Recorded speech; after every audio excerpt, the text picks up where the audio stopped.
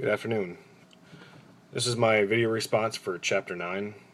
First question states, in your view, which theory or combination of theories best explains motivation? Drive reduction theory, the arousal theory, or Maslow's hierarchy of needs? Which theory do you find least convincing and support your answers? I wrote, I think with the recent studies and findings of scientists and psychologists, especially on school-aged children, being motivated by their lowest unmet needs, that my first thought would have been Maslow's hierarchy of needs. That would have been my top answer for which theory best explains the motivation. Unfortunately, there are steps in the pyramid for me that I personally I've seen achieved without going from lowest need to self-actualization. I think not everyone's needs follows Maslow's design perfectly. Therefore, my number one answer for which theory explains motivation would be the drive reduction theory. That's based on biological needs. To me, this is a foolproof system where instincts will drive us to motivation. We all have biological needs that need to be met. To me, this is like I said, a foolproof system. We all need to eat, drink, and procreate. These instincts will not go unmet without some sort of motivation to meet these needs. If I'm hungry, there'll be a need to find food. Likewise with thirst. I will seek out a way to find water or something to drink. The basic instincts cannot be denied. With homeostasis being the biological force behind this all, which is the tendency of the body to maintain a balanced internal state to ensure physical survival. From personal experiences, as you may know, my training during the Marine Corps, there were multiple times where we went on 15 to 20 mile hikes, or humps, with numerous amounts of gear on our back, ranging from 50 to 100 pounds sometimes, in different styles of terrain from very easy to very challenging mountainsides. While on these humps, you have an instinctual feeling to hydrate and stay focused. Also a need to eat, but to also ration your food so not to be without any food later down the road. You didn't want to be the one that without any food during the last 10 miles or possibly that next day of travel. So you learn to ration your food out. This was instinctual.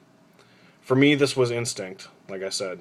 This is why the drive reduction theory makes the most sense to me when it comes to explaining which theory best explains motivation. Secondly, I believe that the arousal theory explains motivation the least for me.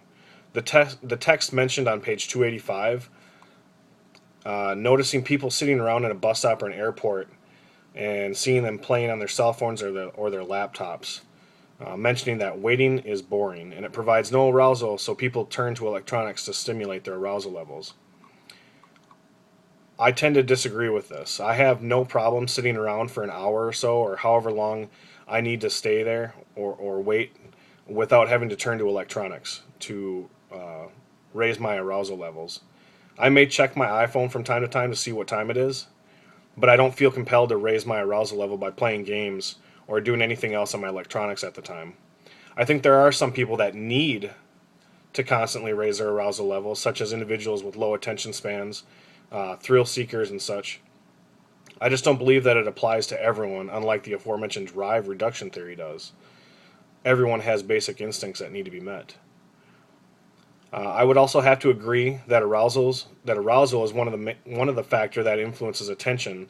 Not to mention that the Yerkes-Dodson law is based primarily on animal research, like it mentions in here.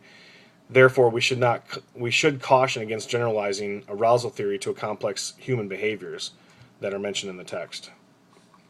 Question number 2: which level of Maslow's hierarchy provides the strongest motivation for your behavior in general?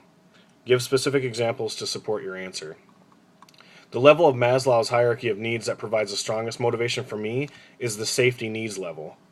The need for safety and security. An example of this would be my constant attention of my child's safety.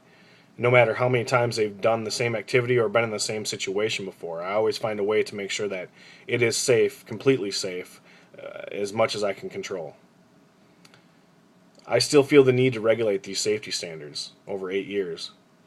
Also needing to meet the safety standards for my family. Specific examples would be what I've been told is due to my PTSD, that's made me hyper vigilant over the years.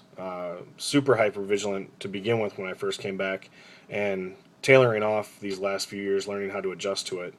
But like I said, it's definitely been subdued over the years. But I find myself double and triple checking the doors and the windows, specifically at night, even though I know I just locked them and closed them up maybe an hour before that.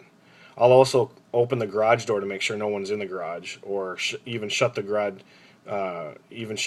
door again, even though I just shut it, like I said, an hour ago.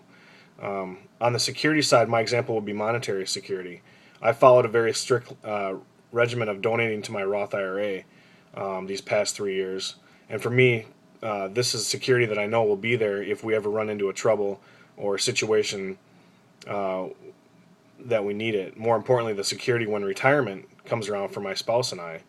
Knowing that we'll be financially secure in the future is definitely a motivation for me. And question number 3 is, in your view, which is the better explanation of gender differences in sexual attitudes and behavior? Parental investment theory or the social factors proposed by Wood and Eagley? I wrote down, I would have to agree more with the parental investments. The parental investment is a better explanation of gender differences in the sexual attitudes and behavior.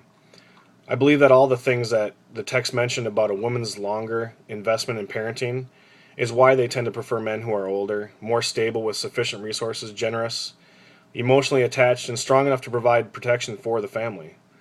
All of these mentioned are in line of why my wife chose myself, I believe. We've spoken about these things, and she concurs that these are the exact reasons why she chose me.